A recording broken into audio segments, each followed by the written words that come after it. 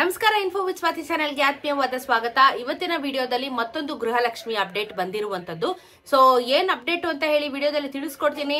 ನಾವು ಇಲ್ಲಿ ಹಣ ಬಂದಿಲ್ಲ ಅಂತ ಹೇಳಿ ಸರ್ಕಾರಕ್ಕೆ ಒಂದಷ್ಟು ಫೀಡ್ಬ್ಯಾಕ್ ಗಳನ್ನ ಕೊಡ್ತಾ ಇರ್ತೀವಿ, ಜೊತೆಗೆ ರಿವ್ಯೂಗಳನ್ನ ಕೊಡ್ತಾ ಇರ್ತೀವಿ. ಈ ಸರ್ಕಾರದವ್ರು ನೋಡಿದ್ರೆ ಅವ್ರಿಗೆ ಇಷ್ಟ ಬಂದಂಗೆ ಆಡ್ತಾರೆ, ಇಷ್ಟ ಬಂದಂಗೆ ಹಣ ಕೊಡ್ತಾರೆ. ಇದರಿಂದ ಒಬ್ರಿಗಲ್ಲ ಪ್ರಾಬ್ಲಮ್, ಲಕ್ಷಾಂತರ ಕೋಟ್ಯಾಂತರ ಜನ ಮಹಿಳೆಯರಿಗೆ ತೊಂದರೆ ಆಗಿರುವಂತದ್ದು.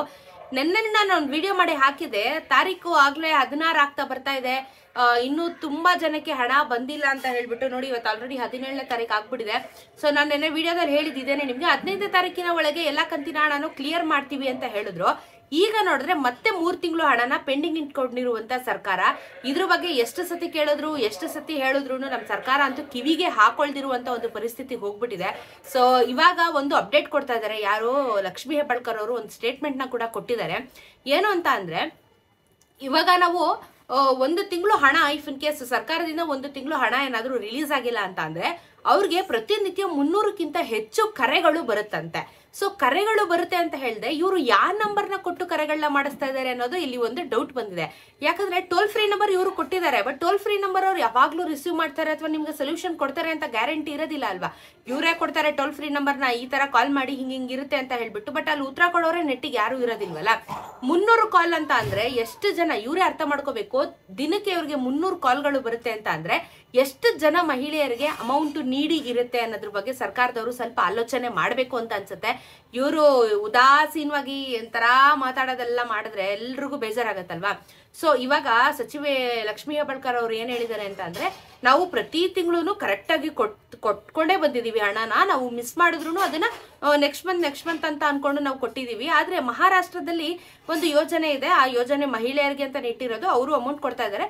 ಆ ಯೋಜನೆಯಲ್ಲಿ ಸ್ಟಾರ್ಟಿಂಗ್ 3 ತಿಂಗಳು ಮಾತ್ರ ಕೊಟ್ರು, ಆಮೇಲೆ ಯೋಜನೆನೇ ಕೊಡ್ಲಿಲ್ಲ. ಅವ್ರೇನು ಹೋಗಿ ಕೇಳಿ ನೀವು, ನಾವು ಕನ್ನಡ ಮೀಡಿಯಾಗಳಲ್ಲಿ ಅದನ್ನ ಟೆಲಿಕಾಸ್ಟ್ ಮಾಡೋದ ಅಂತ ಕೇಳ್ತಾ ಇದಾರೆ.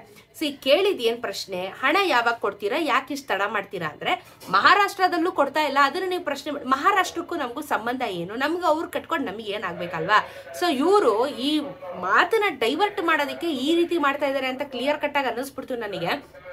ಮಹಾರಾಷ್ಟ್ರದವ್ರನ್ನ ಕೇಳಿ ಅವ್ರು ಕರೆಕ್ಟ್ ಆಗಿ ಕೊಡ್ತಾ ಇದ್ರೆ ನಾವಾದ್ರೂ ಕರೆಕ್ಟ್ ಆಗಿ ಕೊಡ್ತಾ ಇದೀವಿ ಅನ್ನೋ ತರ ಇವರು ಬೆಣ್ಣೆ ಹಚ್ಚೋದಕ್ಕೆ ಟ್ರೈ ಮಾಡಿದ್ರೆ ಅಷ್ಟೇ. ಬಟ್ ಮಹಾರಾಷ್ಟ್ರ ಕಟ್ಕೊಂಡು ನಮ್ಗೇನು ಆಗ್ಬೇಕಾಗಿಲ್ಲ ಅಲ್ಲ, ನಮ್ಮಲ್ಲಿ ಸಮಸ್ಯೆ ಇದೆಯಲ್ಲ ಅದನ್ನ ಫಸ್ಟ್ ಬಗೆಹರಿಸಿ ಅಂತ ತಾನೇ ನಾವು ಕೇಳ್ಕೊತಿರೋದು. ಸೊ ಇವಾಗ ಈ ಗೃಹಲಕ್ಷ್ಮಿ ಹಣ ಬರುತ್ತೆ ಅಂತ ಹೇಳಿ ಕಾದು ಈಗ ಅವ್ರು ಏನ್ ಹೇಳ್ತಾ ಇದಾರೆ, ನಾವು ಸ್ವಲ್ಪ ತಡ ಆಗಿದೆ, ಆದ್ರೆ ಮಾರ್ಚ್ ತಿಂಗಳದು ಬಂದಿಲ್ದಿರೋದು ನನಗೆ ಮಾಹಿತಿ ಗೊತ್ತಿರ್ಲಿಲ್ಲ. ಯಾವ ತಿಂಗಳ ಹಣ ಬಂದಿಲ್ಲ ಅದ್ರ ಬಗ್ಗೆ ನಾನು ಕ್ರಾಸ್ ವೆರಿಫಿಕೇಶನ್ ಮಾಡಿ ಎಲ್ರಿಗೂ ಖಾತೆಗೂ ನಾನು ಅಮೌಂಟ್ ನ ಆದಷ್ಟು ಬೇಗ ಕೊಡ್ತೀನಿ ಅಂತ ಹೇಳಿ ಸ್ಟೇಟ್ಮೆಂಟ್ ನ ಕೊಟ್ಟಿದ್ದಾರೆ. ಸಚಿವರು ಅಂತ ಹೇಳದ್ಮೇಲೆ ಏನ್ ಆಗ್ತಾ ಇದೆ, ಯಾರಿಗ ಹಣ ತಲುಪ್ತಾ ಇಲ್ಲ, ಯಾರಿಗ ಹಣ ತಲುಪ್ತಾ ಇದೆ ಅನ್ನೋದ್ರ ಬಗ್ಗೆ ಜ್ಞಾನ ಇರಬೇಕು ತಾನೆ. ಮೀಡಿಯಾಗಳು ಕೇಳಿದಾಗ ಇವರು ಬೆಣ್ಣೆ ಹಚ್ಚಿ ಅದನ್ನ ಬೇರೆ ತರ ಡೈವರ್ಟ್ ಮಾಡುವಂತ ಒಂದಷ್ಟು ಇದು ಕೂಡ ನಡೀತಾ ಇರುವಂತದ್ದು.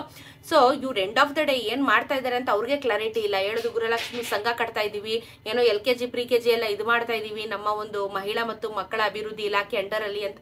ಏನಾದ್ರೂ ಮಾಡ್ಕೊಳ್ಳಿ, ಹಣ ಹೇಳದ್ಮೇಲೆ ಕೊಡ್ಬೇಕು ತಾನೆ. ಇವಾಗ ಆಲ್ರೆಡಿ 21ನೇ ಕಂತಿನ ಹಣದ ಬಗ್ಗೆ ನಾವು ಮಾತಾಡ್ತಿಲ್ಲ, 23ನೇ ಕಂತಿನ ಹಣದವರೆಗೂ ನೀವು ಪೆಂಡಿಂಗ್ ಇಟ್ಕೊಂಡಿದ್ದೀರಾ. 3 ತಿಂಗಳು ಹಣ ಅಂದ್ರೆ 6,000 ರೂಪಾಯಿ ನೀವು ಪೆಂಡಿಂಗ್ ಇಟ್ಕೊಂಡಿದ್ದೀರಲ್ಲ. ಯಾವ ಕಾಲಕ್ಕೆ ಕೊಡ್ತೀರಾ ಗೊತ್ತಿಲ್ಲ. ಒಟ್ನಲ್ಲಿ ಹೆಣ್ಮಕ್ಳು ನಿಮಗ್ ಬೈಕೊಳ್ಳೋದಂತೂ ತಪ್ತಾ ಇಲ್ಲ, ಶಾಪ ಹಾಕೋದಂತೂ ತಪ್ತಾ ಇಲ್ಲ. ನಿಮ್ಮೇಲಿರುವಂತ ನಂಬಿಕೆನ ಖಂಡಿತ ಕಳ್ಕೊತಾ ಇದಾರೆ. ಇವಾಗ ಆಲ್ರೆಡಿ ನೀವು ಇಷ್ಟು ವರ್ಷದಿಂದ ಮಾಡ್ಕೊಂಡ್ ಬಂದಿದ್ದೀರಾ, ಮತ್ತೆ ಕಳ್ಕೊತಾ ಇದ್ದೀರಾ. ಯಾವ ವಿಚಾರದಲ್ಲೂ ನೀವು ಮುಂದಕ್ಕೆ ಬರ್ತಾ ಇಲ್ಲ ಅನ್ನೋದು ಕ್ಲಿಯರ್ ಕಟ್ ಆಗಿ ಗೊತ್ತಾಗ್ತಾ ಇದೆ. ಇದೇ ರೀತಿ ಮಾಡಿದ್ರೆ ನೆಕ್ಸ್ಟ್ ಟೈಮು ನಿಮ್ಗೆನೆ ಹೊಡ್ತಾ ಬಿಡೋದು. ಅದನ್ನ ಅವ್ರು ಅರ್ಥ ಮಾಡ್ಕೊಳ್ದಿರೆ ಈ ತರ ಎಲ್ಲ ಪ್ರಾಬ್ಲಮ್ಸ್ ನ ಕ್ರಿಯೇಟ್ ಮಾಡ್ತಾ ಇದಾರೆ. ಸೊ ಹೋಪ್ಫುಲಿ ಯಾರೋ 21ನೇ ಕಂತಿನ ಹಣ ಯಾರಿಗಾದ್ರೂ ಬಂದಿದ್ರೆ ದಯವಿಟ್ಟು ಕಮೆಂಟ್ ಅಲ್ಲಿ ತಿಳಿಸಿ. ಹೇಳಿದ್ರಲ್ಲ 15 ತಾರೀಕಿನ ಒಳಗೆ ಎಲ್ಲ ಕ್ಲಿಯರೆನ್ಸ್ ಆಗಿರುತ್ತೆ ಅಂತ. ಇಫ್ ಇನ್ ಕೇಸ್ ಯಾರಿಗಾದ್ರೂ ಬಂದಿದ್ರೆ ಕಮೆಂಟ್ ಅಲ್ಲಿ ತಿಳಿಸಿ. ನಿಮ್ಮ ಅನಿಸಿಕೆ ಏನ್ ಅನಿಸ್ತಾ ಇದೆ, ಈ ಒಂದು ಪರಿಸ್ಥಿತಿ ಹಿಂಗಾಗಿರೋದ್ರಿಂದ ಇವತ್ತು ನಾಳೆ ಅಂತ ಆಟಾಡಿಸ್ತಾ ಇದಾರೆ. ಅವ್ರನ್ನ ಕೇಳಿದ್ರೆ ನಮ್ಗೆ ಈ ತರ ಮ್ಯಾಟ್ರೇ ಗೊತ್ತಿಲ್ಲ ಅಂತಾನೂ ವಾದ ಮಾಡ್ತಾರೆ. ಇದೆಲ್ಲ ಸ್ವಲ್ಪ ವಿಚಿತ್ರ ಅಂತ ಅನ್ಸುತ್ತೆ ನಮಗೆ. ಸೊ ನಿಮ್ಮ ಅನಿಸಿಕೆ ಏನು, ಇಷ್ಟೊಂದು ಫೀಡ್ಬ್ಯಾಕ್ ಗಳನ್ನ ಸರ್ಕಾರದವರು ಕೊಡ್ತಾ ಇದಾರಲ್ಲ, ಇಷ್ಟೊಂದು ಹೇಳ್ತಾ ಇದಾರಲ್ಲ, ನಿಮ್ಮ ಅನಿಸಿಕೆ ತುಂಬಾ ಇಂಪಾರ್ಟೆಂಟ್ ಆಗುತ್ತೆ. ಕಮೆಂಟ್ ಅಲ್ಲಿ ತಿಳಿಸೋದನ್ನ ಮರಿಬೇಡಿ. ಸದ್ಯದ ಮಟ್ಟದಲ್ಲಿ ಇವಾಗ ಬಿಟ್ಟಿದೀವಿ ಅಂತ ಹೇಳಿದ್ದಾರೆ, ಬಟ್ ಅಷ್ಟು ಜನಕ್ಕೆ ಬಂದಿದೆ ಅನ್ನೋದ್ರ ಬಗ್ಗೆ ನಾವು ಸರ್ವೆ ಮಾಡ್ಬೇಕಾಗಿದೆ. ಸೊ ದಯವಿಟ್ಟು ಬಂದಿರೋರು ಕಮೆಂಟ್ ಅಲ್ಲಿ ತಿಳಿಸಿ. ಅವಾಗ ಮತ್ತೊಂದು ಜಿಲ್ಲೆಗೆ ನಂಬಿಕೆ ಬರುತ್ತೆ, ಹೌದಪ್ಪ ಹಣ ರಿಲೀಸ್ ಮಾಡಿದ್ದಾರೆ ಅಂತ ಹೇಳ್ಬಿಟ್ಟು. ಸೊ ನೆಕ್ಸ್ಟ್ ಹಣ ಯಾವಾಗ ಬರುತ್ತೆ ಅನ್ನೋದ್ರ ಬಗ್ಗೆ ಗ್ಯಾರಂಟಿ ಇಲ್ಲ. ಬಂದಾಗ ಗೊತ್ತಾದಾಗ ವಿಡಿಯೋ ಮಾಡಿ ತಿಳಿಸ್ಕೊಡ್ತೀನಿ. ಇದಾಗಿತ್ತು ಗೃಹಲಕ್ಷ್ಮಿ ಅಪ್ಡೇಟ್. ಇದೇ ರೀತಿ ವಿಡಿಯೋಸ್ಗೆ ಚಾನಲ್ ಸಬ್ಸ್ಕ್ರೈಬ್ ಮಾಡ್ಕೋತೀರಾ ಅಂತ ಭಾವಿಸ್ತೀನಿ. ಸಿಗ್ತಾರೆ ನಮ್ಮ ಮತ್ತೊಂದಷ್ಟು ವಿಡಿಯೋ ಒಂದಿಗೆ. ನಮಸ್ಕಾರ.